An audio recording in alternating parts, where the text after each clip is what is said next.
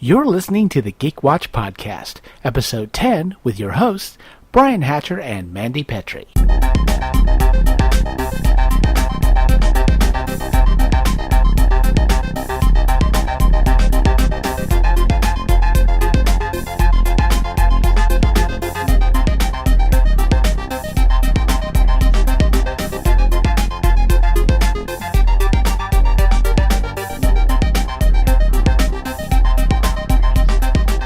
Greetings, Geek Watchers, and welcome to episode 10 of the GeekWatch Podcast.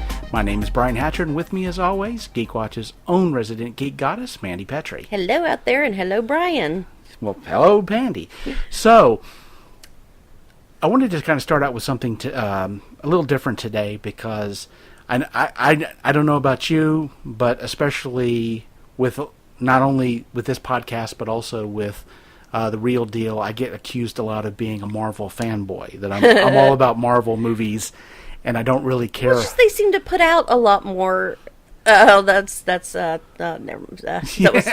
was too punny. They just seem to be more active, as fairly recently. So there's just a lot more coming from Marvel right now. Yeah, well, I mean, there are, of course, DC and Warner Brothers trying to catch up. Yeah, they're definitely playing catch up to whatever level of success that you may feel that is. But I just wanted to kind of point out that with I do love Marvel movies. I don't think that they're all perfect. I mean, I've had my issues with some films, but for the most part, I've been pretty happy with what they've put out. But if Warner Brothers happens to do something noteworthy, I have no problem with talking about that. I mean, Wonder Woman is the best example of that. I think they really knocked that one out of the park, and unfortunately for Warner Brothers, they're not exactly sure how it worked. So I think that they're really going to be busy trying to figure that out. But one thing that definitely works for Warner Brothers, that I think that they have Marvel just beat all to pieces, has to be their animation. Whenever they put out any kind of animated television show, or they put out an animated movie, it's top notch. It's amazing quality. I mean, Batman the Animated Series, probably one of the best animated superhero movies ever on television. I mean, look, I think that we who grew up as kids in the 90s just don't realize how lucky we were to have those really good shows on. And I mean, so many characters. I mean, Harley Quinn was born of Batman the Animated Series. She was not an original to the comic book. They wanted to give a little more dynamic to the Joker in that animated series, so they gave him a girlfriend, and she was based on a dream sequence on a soap opera, where the girl who actually ended up voicing her was playing a clown, like in a Renaissance, kind of Harlequin costume, the Commedia dell'arte, the Harlequin costume, or maybe a little more Pierrot if you study Commedia dell'arte or something. Theater nerd. It was Arlene Sorkin. That was her name. That was her name. So yeah, absolutely. But and the thing is, Marvel's, they put out some pretty decent animated series, series, X-Men, Spider-Man. Yeah, those were my Saturday mornings and my afternoons. Yeah, but I mean, when you look at things like Batman the Animated Series, you look at their Justice League animated series. I mean, there was some really solid storytelling. Superman the Animated Series. Yeah, there was some really good storytelling going on there that was just absolutely amazing. It really set the bar. And when you look at, although it didn't do as well in the theaters, when you look at the Batman Mask of the Phantasm, I don't know if you ever got. Did you get a chance to see that? I'm sure I did. Just as kind of, but I'm not certain that I can remember that I can separate it from the animated series. That it all kind of runs together in my head. Because like I said, that was my childhood, and they all I can remember all those things. And I mean the Phantasm, the character was this robed, cowled character with like a death's head mask, and one of the hands was like a sickle, so it's sort of like a Grim Reaper type character. But so it was kind of a unique character that wasn't something from the comics. But what was fascinating about that movie was it was all about Bruce Wayne wondering if he made the right decision to become Batman. How different would his life have been had he not taken the cowl? Had he become sort of a It's a Wonderful Life kind of in a sense. What if Batman hadn't been born? Yeah. There's a woman that comes back into his life, and he starts to, he's content with her and happy with her, and he's thinking, perhaps I did make the wrong decision. Maybe I should just hang all of this up, and be with her. And there's all these twists and turns along the way. So I'm not saying it's 100% like a romance story, but it's certainly a different take on the Batman legend, although it fits really well. It has romance while not exactly being only romantic. Right. Mm-hmm. And all of us have had those moments where we wonder how different our life would have been if we did turn left instead of turn right or whatever. Very Doctor Who. Very Doctor Who, exactly. Mm-hmm. So something I always, I've talked about with you and with Kevin from The Real Deal about what was great about the animated series is it gave voice to all these characters that we don't get in the movies. We don't get Clayface, and we don't get the Mad Hatter in the movies. In the 1960s, we got, a couple, but really that, I think, when it came to the 1960s, which I love, that's where I first fell in love with Batman. My 7th birthday cake was a Batman cake, and I know for girls that's not out of the ordinary today, but in 1990, a girl having a Batman cake was probably, a little out of the ordinary, and it said pow and bam, because I loved Adam West Batman, and I watched it, but it seemed to have to do with their guest stars. They kind of, okay, we're going to have this guest star on here, let's create a villain to fit that guest star. We're going to have Liberace, so we're going to have a piano player named Chandel, and, some of the... Zsa Zsa Gabor, and she was like something with diamonds, and it seems like they were really catering to their guest stars. But with the animated series, I think they took the characters from the comic books that you never get to see in the movies, and they said, well, how can we give voice to them? Who would make a great Mad Hatter? Roddy McDowall, and who would make this great character of the Gray Ghost? Let's bring Adam West in. That was an amazing story. Mm-hmm. I love that story. And, of course, I grew up with Adam West and Burt Ward. Yes. And one of the things that Warner Brothers Animation did was, of course, DC, they had a comic series called Batman 66. Which I still haven't seen. You've told me about, and I still haven't got to see it. Yeah, so there are actually now 2 movies that are done in that style, and they brought Burt Ward. William Shatner did who? Two-Face. Two-Face, yes. Yes. Oh, that's we had discussed retro casting. If we could have cast who we wanted as these characters back then, and I always thought that Margaret O'Brien would make a great Harley Quinn. She had that perfect voice for it, and she was the proper age, and I would have loved to have seen her as. Yeah, definitely. There was a lot of great casting, and I think they never had Two-Face in the original series, the '66 series, but I mean, absolutely.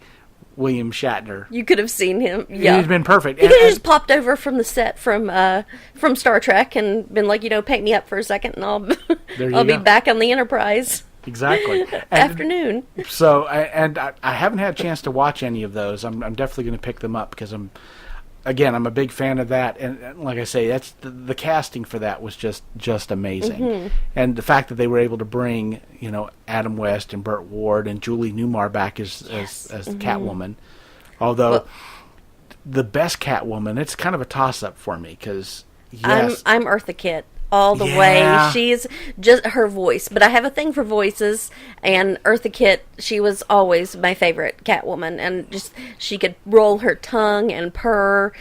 She was just my favorite. Oh yeah, and the thing about it is there was a strength to her because that was just Eartha Kitt. Eartha Kitt was a powerful, strong woman who didn't put up with a lot of stuff.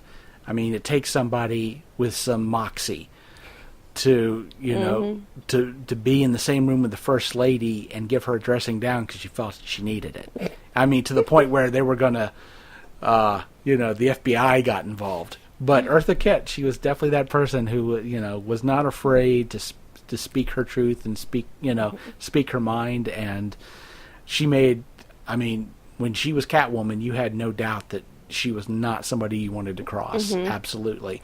Gosh, and all those women. Well, I don't think there's ever been an ugly Catwoman, but gosh, they were just so gorgeous, and they're perfect hourglass shapes. I mean, how were they even shaped like that? And they were just beautiful. And Yvonne Craig, you know, just how they looked so as Batgirl, how they all look so good in that, you know, spandex. Well, you know, Yvonne Craig, of course, she had her. She was a dancer, so that helps. And of course, she also had a moment in Star Trek. You know, she was one of the Orion. She was an Orion slave girl who had gone insane and had killed people. So she was in a space asylum. Yes. So I do remember that episode, and she danced in that, and yes, she did some Disney stuff, I think. But yeah, I mean, absolutely.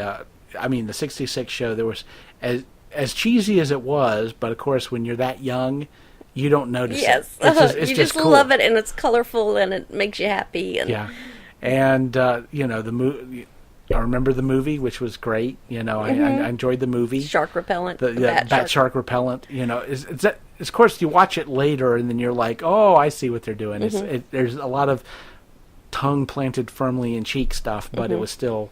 And what was so when I was a kid, you know, and I loved Batman and everything, so it was just natural for my family to take me to see Keaton and see Tim Burton's Batman.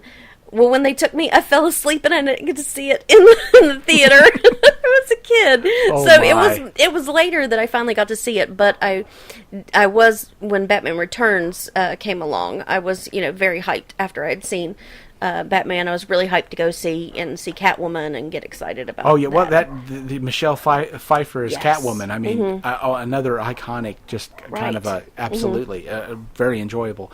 But going back to the Warner Brothers and animation, I think what kind of spurned on this my idea to talk about this is I saw a trailer the other day.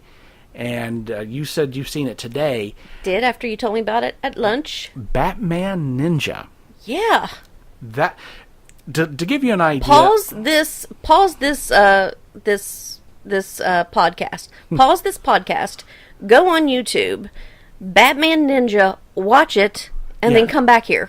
And I'll tell you what I'll do is, if you're listening to this on YouTube, you should see a card for this already, and I'll put a link in the description so that you can check it out. But this is something you definitely want to see before we start talking about it. But one thing I can definitely tell you, I've had a long history with anime. It started 20-some years ago, back in I don't know if it was 1989 or 1990, when at the West Virginia International Film Festival, they had a showing of Akira. Yeah, that's the first one I can remember. Yeah, and it was like, oh, it's an animation from Japan. Now, well, that's interesting. I had never really, I'd never heard of anime.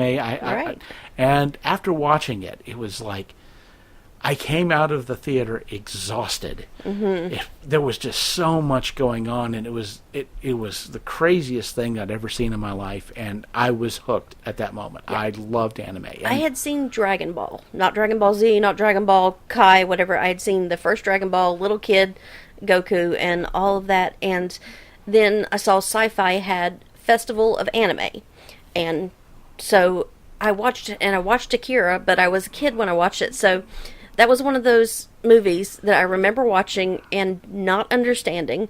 So when I was able to see it again as an adult, I was thinking, oh, I'll be able to understand it now that I'm an adult. And then I still didn't understand it. Yeah, I mean, there's a lot going on in that my movie, goodness. definitely. But like I said, I've been a fan of anime for decades now, and when I saw that they were going to be doing an anime of Batman, it makes sense. I mean, there was a lot. And not just in the style of anime, like, just the graphics and everything, like in English, just, it's Batman in that animated style, but actual story arc in the way that anime. Yeah, I mean, anime has some crazy storylines. It's like opera. Yeah, and the thing is, they got the top artists, anime artists, directors, soundtrack producers. I mean, it's all from there. They just basically gave Batman, to these top anime voice actors and and just basically said, run with it. Do what you're gonna, give us an anime with Batman in it. And well, I mean, you got people who worked on, who did production and did work for Afro Samurai, Kill la Kill, a bunch of other anime. I mean, these are top names in. I mean, these people know what they're doing with anime. Obviously, I mean, they're your top tier people that you can think of when you're thinking about anime, and it's so beautiful. It does. It looks absolutely beautiful. But Brian, I did have to question. Well, I had to become very realistic with my ignorance of what I thought of as a ninja versus what I thought of a samurai. And I'm an Appalachian white girl. Why would I know this? But looking at everything that's in there, what Batman. He reminds me of what I thought a samurai looked like. Yeah, he's with definitely with the big shoulder armor and stuff. And I always think of a ninja as with shorter swords and with tight body armor close to your body so that you could move much better. Yeah. So I'm not certain. I think for that they call him a ninja because of course he's mostly a knight type individual. And so there's sort of that spirit, that sort of a ninja spirit, although he is definitely a samurai, and in pretty much every aspect that you can think of. And of course, in the animated series, he trains. Yes, he says that he doesn't want. He would rather be a samurai than a ninja. It's like, even though he takes on some of the aspect of the ninja, he considers himself what you would consider a ronin. Because the code, I suppose, would... Yes, that noble code. But, yeah, he would be considered a ronin. In other words, he is a masterless samurai. Samurai, for the most part, they served under some fiefdom, but there were samurai who were called ronin, who basically might work for hire, but they weren't under the command of a general or an army or a king. They had just their own code, or more mercenary. They weren't necessarily mercenary, but they were just they were, I wouldn't say like rogue knights, but they certainly believed in the samurai code. They were just not. They just didn't serve under they didn't have a master, basically. They were masterless. It's like the movie The Seven Samurai. The Magnificent Seven, right? Then which was became a western. Yeah, these seven samurai, they were all ronin, and they were hired by this village to protect them. And so there were some samurai who were just that way. Were basically just that way. But yeah, I mean, yeah, definitely Batman is the full blown does samurai. Very well, and then making Joker into that very anime villain. The Lord of the Seventh Hell. Lord Joker. And there's a lot of the, in the trailer, there were a lot of people to see in there, and some of them went by so fast you might not have noticed it, but you had, in the Batman family, of course, you got Batman, you've got Robin, you've got Red Robin, you've got Catwoman, you've got Alfred, and Harley was in there. And Harley was well, and you've got also I saw who was it? Red Hood. There was a version. I did not see that. Yeah, there, and along with that, you had of course Joker and Harley Quinn, but you also had Penguin was in there. I mean, they go by so fast. Yeah. Deathstroke was in there. I'm going to have to, go back and watch we'll it very slowly again. Yeah, we'll watch it again, and I'll point him out. Poison Ivy is in there. Clayface and Gorilla Grodd. They put Gorilla Grodd. I did see Gorilla. Yeah. Gorilla Grodd was pretty obvious, but I'm like, he's usually a Flash villain, but it was interesting to kind of bring him in. And Two-Face is in there also. I forgot to mention Two-Face. Don't think I noticed him either. Wow. We'll maybe before after we wrap up here, I'll play this for you again. Like, oh, there you go, go. Wow. But there was so they hit the gambit. I have no idea exactly how much they're what the story's going to be about, because the nice thing about the trailer is it doesn't tip off too much. But it looks like it's going to be a solid anime story with a lot of that flavor in it. Yeah, and I've seen lots of fan art, like Jedi's drawn as samurai, or Disney princesses drawn as anime girls, and so thinking, is this kind of like that, or are we looking at something like Hamlet and Klingon? Are we kind of looking at this story if the same thing happened in a different culture, because the culture is so different than American culture, and there's this I guess here, if like family honor isn't well, I guess, yeah, well, the thing, I don't know how to describe it. It's you're looked down on if you disgrace your family. Yeah. And then over here, if you do something that might disgrace your family's going to kind of try to help you and lift you up in certain ways. So. Well, I would definitely say that the one thing about Batman Ninja is, we have you have an actual society and culture, and by having that culture, having them not just involved in the process, but they're actually making the art, is that you're not going to see something that I would say is derivative of the culture. It's definitely going to be it's definitely going to be solid in what you expect from an anime.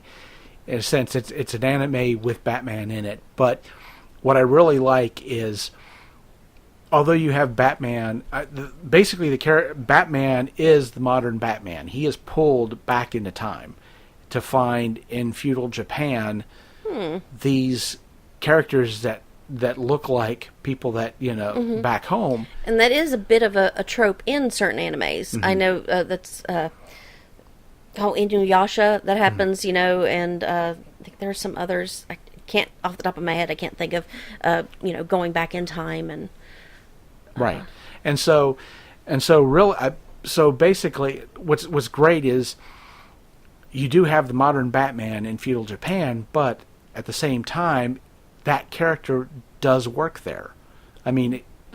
Batman, his the type of the character that he is, and he does have that background, in Japanese martial arts, and he certainly studied them. He studied a lot of them, and Japanese culture has been, at least in the periphery of the Batman character, and so putting him in feudal Japan is not that much of a stretch. It works, and so for me, that's going to be really fascinating to watch, to see that. They haven't said yet when it's going to come out. We just know it's going to be sometime in 2018.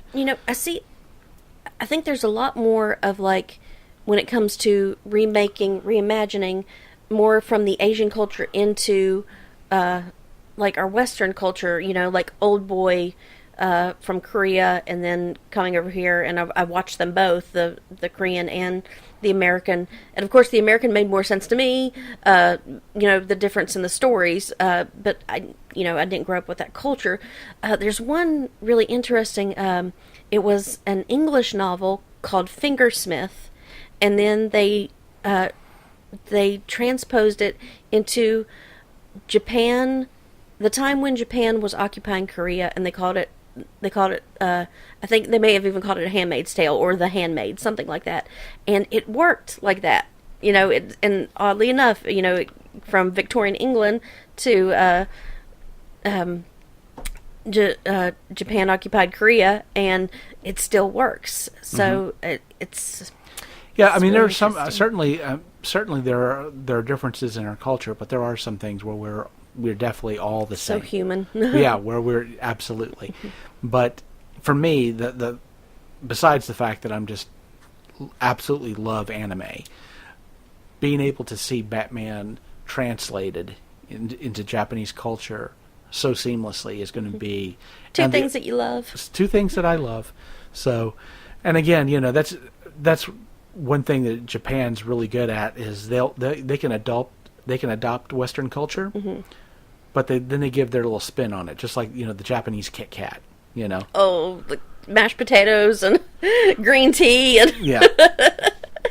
Yes. But it's because they fell in love with the Kit Kat, and they put their little twist on it. So, or several dozen twists on the Kit Kat. So many different types of of the Kit Kats. But yeah, it's going to be. Of course, when we get a chance to, when this comes out, and I get a chance to watch it, it's going to be definitely something we can talk about on the podcast.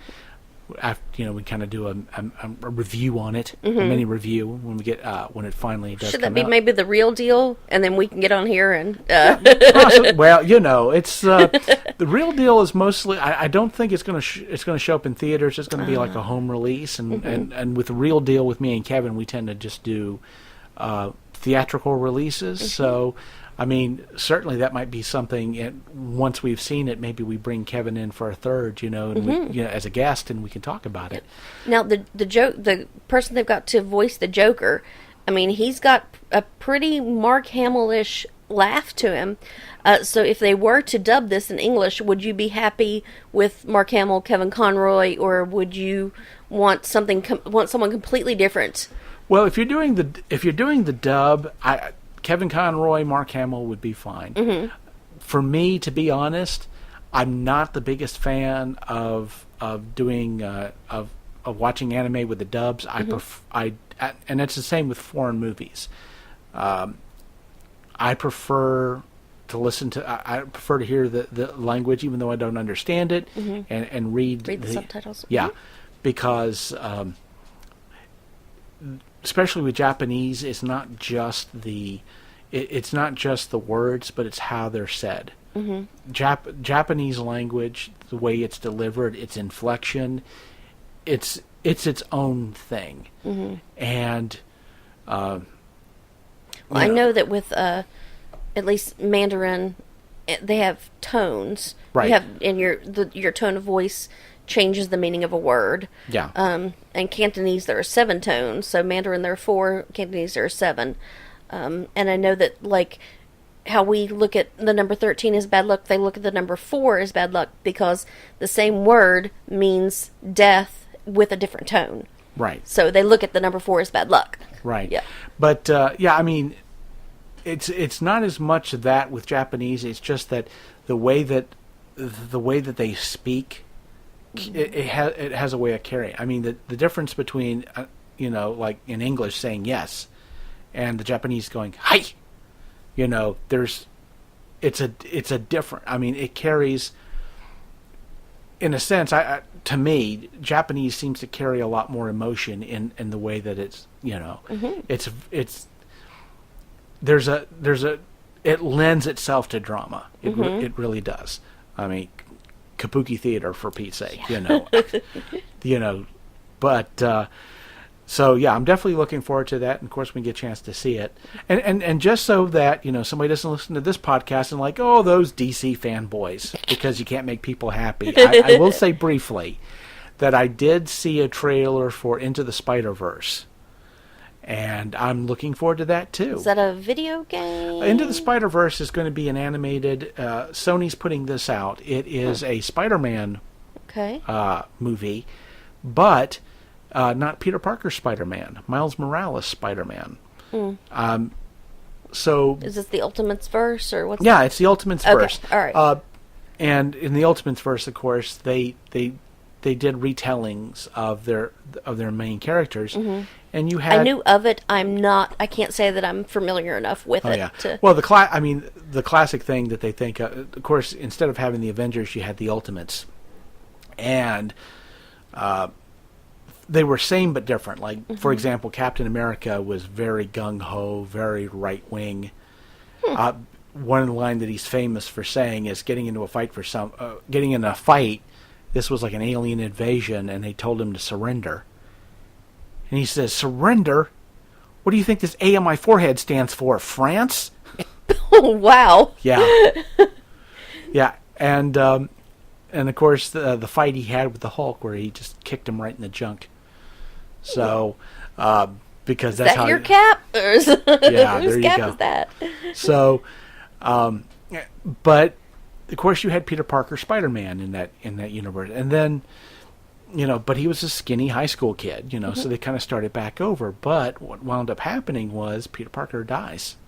He gets killed in the line of duty, so to speak, and so Miles Morales takes on the mantle of Spider-Man. Apparently, when Peter Parker died, his power didn't just leave the world, and Miles Morales suddenly became Spider-Man. And so is there an explanation of how he acquired the powers? Was it like, I think of Madam Web because of the animated series. Right. I don't even know if she's in the comic books or not. Is she okay? She started out in the comic books, but there's been a lot of stuff in the comic books that Spider-Man, he just doesn't. It wasn't that he just got powers. The world needs a spider totem, and that he was that totem. He was a representation of that animal spirit in some aspect. And let's think of a Nazi, the spider trickster god. Oh yeah, and a Nazi. And a Nazi, yeah. Yeah, but and in the Ultimates universe, when Peter Parker died, that ability passed on to Miles Morales. And now, of course, you didn't see Homecoming yet. Nope. Mm-mm. But Miles Morales' uncle shows up in Homecoming. I don't want to say any more about it than that. But so Miles Morales, he is definitely tied into this into the Spider-Man world in the Ultimates universe, in that universe. And of course, there was a lot of talk when they decided to combine those worlds. Who's going to stay and who's going to go? Was it going to be Peter Parker, older Peter Parker? Was he going to stay being Spider-Man, or were they going to kill him off, and were they going to have Miles Morales take over? And there wasn't an easy answer for that, because both of them are amazing characters. And again, go in a sense where Warner Brothers does well with animations. I think Marvel does pretty well with comic books, which is that ability to kind of look at different takes with characters. For example, Spider-Gwen. Have you heard of this? I don't think I have. Yes, Spider-Gwen. Yeah, because what happens is in one universe, Peter Parker doesn't get bitten. Gwen Stacy gets bitten, and so they call the character Spider-Gwen, but she calls herself Spider-Woman, I believe. Spider-Woman. But it's a really interesting take on the character, definitely. But yeah, Spider-Gwen. I'll have to show you a picture of her. It's amazing. It's awesome. But yeah, going back to, like I said, I'm looking forward to Into the Spider-Verse because there's some developments that are going to look like that they're going to be in here that came from the comics, which will be fascinating. It'll be interesting to see. But again, going back to Warner Brothers, it's like when it comes to their animation, their willingness to take risks and to explore characters and kind of do some things that are interesting, which in their comic book movies, their live action movies, they just don't seem to have the will to do that, which is a shame. And now that everything is really shaking up over at Warner Brothers, and they're trying to figure out this whole DC thing, what they're going to do, because they've basically canceled a lot of the movies that they were going to make. I mean, there's not going to be a Man of Steel 2. That's been taken off the books. Justice League 2 has been taken off the books. Really? Yeah. I was unaware of that. Yeah, they're making Aquaman now, or I don't know if they're still doing principal shooting. And I think there was like one other film that they've got scheduled that they're working on. But besides that, after that, they're... It's, they're... I think once they get Walter Hamada in, and let him decide where they're going to go from there, they may wind up doing a reboot. And it may seem like that's too soon, but I mean, look how, we went from Andrew Garfield's Spider-Man, like a year later, 2 years. It feels like it's just like a couple of years. But I felt that way with Superman Returns and Man of Steel. It's like, didn't they just do that? Yeah. Yeah, well, of course, so reboots, whether they're going to reboot the whole thing, I don't know. But I have to agree with a lot of people. A straight reboot's not going to fix everything, and you're going to wind up throwing out the baby with the bathwater because you've got that one good movie you made, Wonder Woman, and you want to keep doing that. Right. You kind of want to keep doing that, so... I don't know what's going to happen, but in the meantime, wait and see. In the meantime, we've got some really solid Warner Brothers animation coming out that I'm looking forward to seeing. So that should just about do it for this week. And so hopefully, you guys, if you've listened to this and you're enjoying it, certainly share it on your social media. If you're on iTunes or you're on Facebook or YouTube, give us a thumbs up, and if there's a comment section wherever you're listening, feel free to, if you got topics you want to hear us talk about, let us know. Because we love talking about geek stuff. So yes, if you want to know what color Brian's hair is now, he actually dyed it. Oh, what? Oh, yeah. Oh, yeah. Yeah, I dyed it. I'm dyeing it gray slowly. That's what I'm doing. Yeah, very, very subtly so that nobody notices. So, okay. So until next time, this is Brian Hatcher from Mandy Petrie and the GeekWatch Podcast. Be proud of your geek, and we'll see you next time.